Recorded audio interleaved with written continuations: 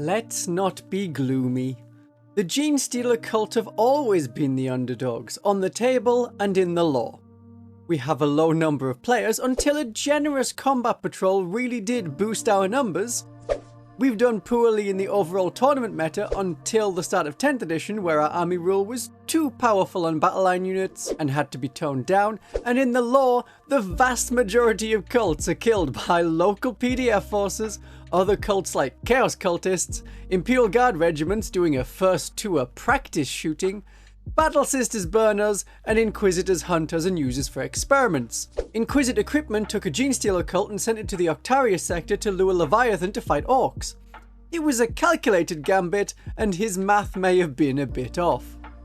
But if it is all bad, I will figure out some cunning ploys and sneaky shenanigans for us to win through. We have now seen a preview of all 5 of the Genestealer Cult detachments. This is not a reason to despair. I think we have some very good and workable detachments. They're very specialized. Not quite as specialized as the Brothers Auxilia, but they're very picky about what units will benefit, meaning that you will probably have to pick the detachment that your collection skews more towards and play that almost all of the time. But there is something that will work for you. That is standard for detachments. We don't have that many units outside of characters. Maybe it's a little bit too specialized, but it should all be okay.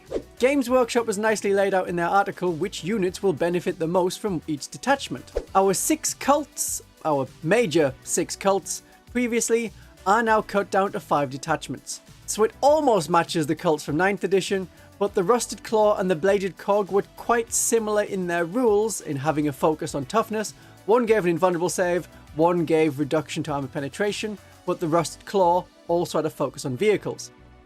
Without a detachment where we can add in Admech instead of Imperial Guard, the Bladed Cog is a little bit left out in the cold.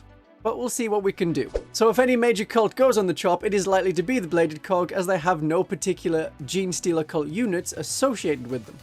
You know how detachments work. Look at the Space Marines. We have the Phobos Force, the Transport Focus, First Company Unit Focus, and a Bike Focus. There's also the generic Gladius Task Force, a vehicle-dedicated Ironstorm detachment, and then there's also the static Anvil Task Force. You could say that this is about Gravis Marines, but there is only one enhancement for them. I think it's better to assume it was there to prevent anger, as there are probably more Imperial Fist players than there are Genestealer Cult players. So while the Space Marines are tied closely to their chapters, the Tyranids are tied not to styles of combat for particular fleets. Sure, you could have Behemoth as your monster detachment, or see the Adaptive Invasion Swarm as Leviathan, but they're based around the stages of invasion and those particular units. Our Codex could have had detachments in a similar style. 5 detachments for the different parts of the Brood cycle that also tries to match the units. So Generation 0 for the Genestealers and the Patriarch, 1st and 2nd generation are the Acolytes with a focus on them and the Primus, 3rd and 4th generations are the Neophytes and also include the always 4th generation Magos, and the characters with 2 arms like the Sanctus. Somewhere in there you add Aberrants, but where do you add transports and vehicles if you do detachments by generations? And then there's the Metamorphs. They're always going to feel tacked on. Well, they are 1st and 2nd generation, but only exist once the Hive fleet gets closer. So they're sort of the very end of a whole Genestealer Cult cycle. It doesn't work as well as just having themed detachments. But a detachment with a focus on pure strains would be good. You know, perhaps Genestealers could be battle line in the Genestealer Cult army? At least in one detachment. Maybe the Biosanctic Broodsurge? But it doesn't look like it. This is the Twisted Helix style detachment. A monster focus, with benefits for Aberrants, the Abominants, and Pure Strains. I was thinking that Games Workshop would put the Metamorphs here, but with our small number of units, they've really been split across the detachments. But this is one of the combat-focused detachments, arguably the close combat-focused detachment. I was really hoping for Advance and Charge, if not as a detachment rule, then as a stratagem. But that would be redundant on the Pure Strains who can already Advance and Charge. The detachment rule is very good. +1 to charge for Aberrants, Pure Strains, and any unit that the Biophagus has joined. That can be Acolytes. So this works really well and is much like our 9th edition army rule. 1 of our many 9th edition army rules. In 9th edition, we could deep strike 8 inches away and then still charge. This is almost the same thing, an 8-inch charge roll. If you want to push Genestealers up from the start, then they're more likely to succeed in their charge. And whenever one of these units charges, you get an extra attack. Nice! Anyone remember like 5th edition when this was a general 40k rule? You charge so you get an extra attack? Genestealers have a lot of attacks already. The Acolyte's mining weapons can benefit, and Aberrants have the drawback of not having a lot of attacks. This is why I recommend adding an Abominant, because with sustained hits, you go some way to mitigate that. Bonus attacks on the charge also goes some way to resolving that problem. But at least make Genestealer's battle line in this detachment, if not the army as a whole. But this is good as a detachment and already one of my favourites. I'm expecting 4 out of 6 stratagems will be about these particular units. And we can see similar things in the Ravenwing detachment for the Dark Angels and the Space Marines Stormlance detachment. I hope that there is an advance and charge stratagem, much like we used to have in 9th edition. It means that with Acolytes who have demo charges, you could advance, throw demo charges as they are assault weapons, and then charge in afterwards. The stratagem Gene Twisted Muscle is best on Aberrants. Pure Strains through the Patriarch and Acolytes and Aberrants through the Biophagus have lethal hits. This is something extra. I have found it annoying that my Aberrants wound tanks on a 5+. But with a charge for an extra attack, and then wounding it with +1 so on a 4+, we are much more likely to take down the tanks without having to ignore them or rely purely on demo charges. Stimulated Biosurge can be used to great effect in 3 ways. Version 1, Aberrants coming from Deep Strike. They appear 9 inches away from 2 enemy units that are pretty near to each other.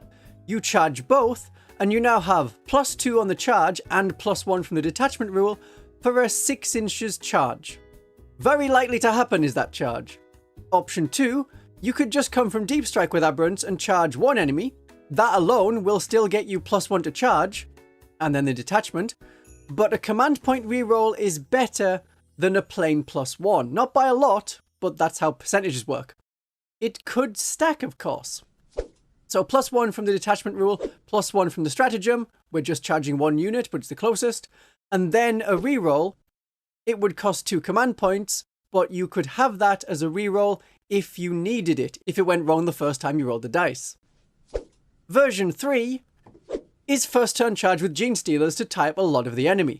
They can advance and charge unless their unit rule changes, and we know 1 unit rule that's changing, but I'll mention that later. You target 2 enemy units that you want to tie up, even ones that are really far back, and then that charge is +3 from the stratagem and the detachment rule. So going from Infiltrate, 9 inches away from the enemy deployment zone, maybe a bit more, you move 8 inches, 1d6 advance, then charge 2d6 with a +3 to the charge. Even enemies 20 inches back in a deep deployment zone can be charged and tied up. And also a bit killed because of the extra attack. We don't know all the stratagems, but it's safe to say Genestealers and especially Aberrants will be very good in this detachment. If there are changes to their rules, like they go from 4+ feel no pain on the Aberrants to 5+, or their weapons lose some strength, then we'll have to reconsider, but that's once we have the whole codex. It could also be an idea not to rely on Deep Strike, but to rely on coming out of a transport. A unit of Aberrants coming out of a rock grinder, then having a bonus to charge also works. And if we're talking vehicles, there is the vehicle-focused Outlander Claw of the Rusted Claw. It's a bike focus. The Rusted Claw like the Outrider detachment, but it gives you board control instead of added toughness, which is what they got in previous editions. And from this comment, Jackal Bikers seem to be gaining stealth in addition to their existing scout as a unit rule. That makes them a bit more survivable. The Jackal Bikers get sticky objectives, and vehicle and mounted units, which includes the Jackals, get to double their objective control. Now, don't expect any stratagems that do something like give extra toughness in the form of -1 damage. There could be, but they stopped that in the Dark Angels Unforgiven Task Force. We may get more stratagems like in the Iron Hands detachment, or more like the Salamanders detachment that have a vehicle focus. Also, Remember to check out the Sky Splinter Assault Force and how they work. I have a video on that. So, stratagems that may be allowing you to re-embark within a certain distance. Remember, this is vehicle focused, so a stratagem to get back into your transport in your opponent's charge phase is very possible. The detachment rule mentions rigging objectives with explosives, but rather than a reference to like the Raven Guard style detachment and their stratagem to control it and cause mortal wounds to enemies trying to take it, I think it's just being thematic to explain how sticky objectives work for the Genestealer Cult. Their stratagem along shadowed trails is not great. Yes, you can get another blip for your Jackal Bikers if a blip has been removed, but you have to put those ambush markers near the edge of the battlefield, and unless you take the tedious time to measure by the millimeter, you can't bring on a unit of 10. They fit, but only just. Units of 5 are better.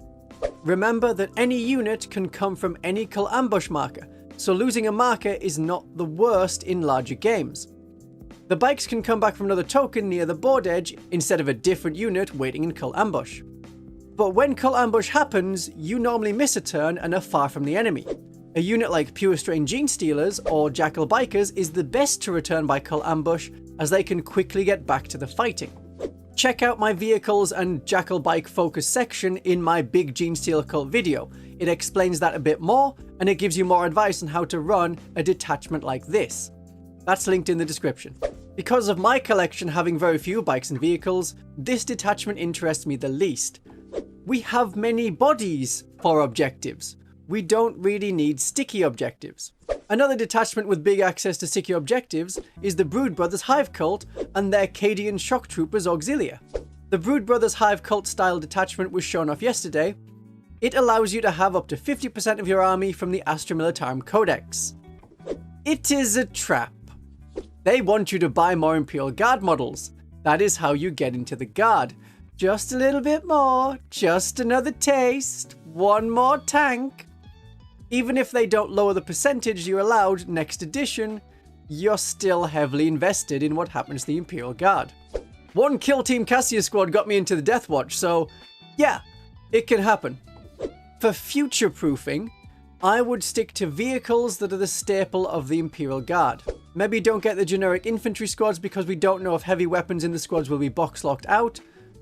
Don't have Krieg or Cadians, as they were not allowed in 9th edition, but if you already have them, go for it. But the Leman Russ, the Sentinels, heavy weapon squads, Hellhounds, they should be fine.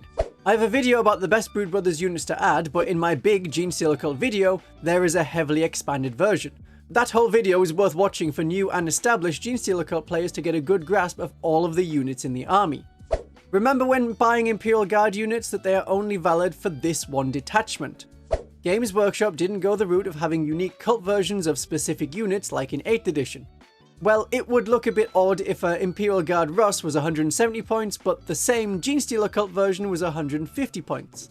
I say that, but then we already have that when comparing Terminators, with different points costs for Death Watch to regular Space Marine ones. This is a detachment that gives bonuses and stratagems that support the Brood Brothers.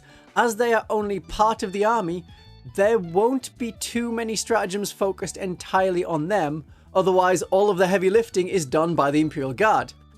As usual for the Imperium. But if you don't have the Imperial Guard units to make the most of this detachment, really we're only getting 4 detachments. The Host of Ascension, one for bikes and vehicles of the Rusted Claw, one for monsters and combat in the Twisted Helix style, and then the Horde of Infantry, styled after the Pauper Princes. The Pauper Princes work by having very particular characters leading the faithful set of regular infantry. A horde of regular infantry, and when I say regular, we are very irregular in our infantry. The Pauper Princes horde supports their leaders, and the detachment rule is about characters. I was expecting the Pauper Princes to have like the Necron's Awakened dynasty. You get +1 to hit if the unit is with a character, or the Unending Swarm for the Tyranids, but not return units to battle, as we already have a faction rule for that. But horde mode would be encouraged. Maybe invulnerable saves on acolytes and neophytes with a character similar to the Green Tide, or just +1 weapon skill when led by a character. We didn't really want this to be about shooting, just combat. The detachment rule that gives reroll to advanced rolls is nice. Reroll charge rolls is very good. You can do this from Deep Strike. A 9-inch charge re-rolling is about 50% success rate. Maybe the Locus is a bit redundant in this detachment as the Magos, Icon Ward and Primus get their own 3+ Feel No Pain. This applies to just that model. Precision is very much a thing that counters the Genestealer Cult because generally, not just in this detachment, we rely on our characters to function. If there's precision attacks that wipe them out, we fall apart. A 3+ Feel No Pain is a good counter to that. The Icon Ward already gives the unit a 5+ Feel No Pain, unless that changes.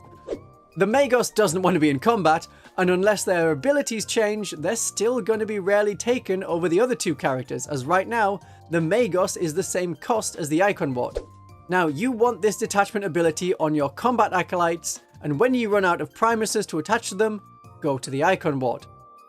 You could include a Magos just to get them killed after completing a secondary objective like getting into the enemy deployment zone, and then your Acolytes and Neophytes, yes, Metamorphs are also there, they get to reroll hits against that enemy unit that killed the Magos. Okay, useful. Suddenly everything has a Primus attached. This is the combat-focused detachment.